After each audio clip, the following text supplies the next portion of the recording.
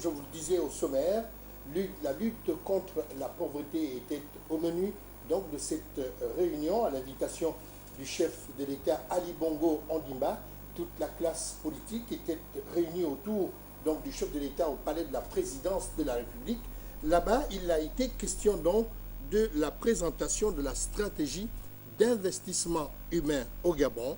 Voici le reportage de la presse présidentielle. J'ai cité Igor Onvouza, Hervé Mangumba, Lambert Pori, Armand Moupende, Anissé Sambaboubou et bienvenue Miko. Du palais de la présidence de la République, la classe politique ici est réunie. Le chef de l'État accède à la salle déterminé à partager les résultats du rapport de lutte contre la pauvreté au Gabon réalisé par un cabinet d'expertise internationale. Mais comme pour toute bataille de cette envergure, il faut avant tout connaître l'ennemi. Pour combattre un ennemi, il faut le connaître. Il faut bien le connaître.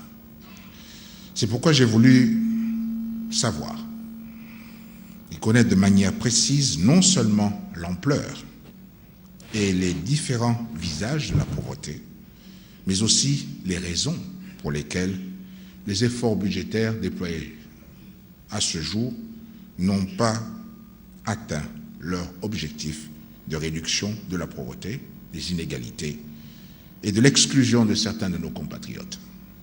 Le diagnostic du cabinet McKinsey est accablant, sans complaisance et plein de réalisme pour une situation qui ne saurait perdurer dans notre pays.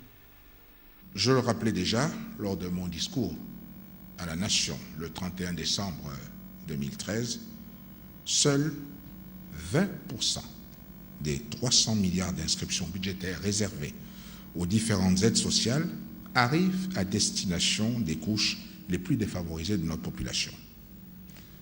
Et vous en conviendrez aisément avec moi que cette situation ne pouvait, ne peut et ne saurait durer davantage. L'ambition du président Ali Bongo Ondimba dans cette démarche est donc d'offrir à chaque Gabonais la possibilité de sortir de la précarité. Lutter contre la précarité, la pauvreté, l'exclusion pour une plus grande justice sociale est donc l'affaire de tous.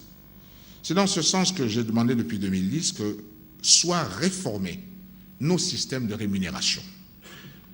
Et je constate, malheureusement, que cette réforme n'a toujours pas été engagée. C'est pourquoi j'ai donc décidé de suspendre le versement de tous les fonds communs afin que les administrations compétentes et le gouvernement s'activent enfin à proposer cette réforme. Car les fonds communs et primes diverses, messieurs et mesdames, concernent ceux qui, dans les administrations, ont déjà un salaire. Mais que dire de ceux qui, nombreux, n'ont pas d'emploi, donc pas de salaire? Que dire de ceux qui, à diplôme égal, ont des rémunérations jusqu'à 4 fois inférieures à leurs collègues fonctionnaires dans les régies financières? Et voici donc la stratégie d'investissement humain au Gabon.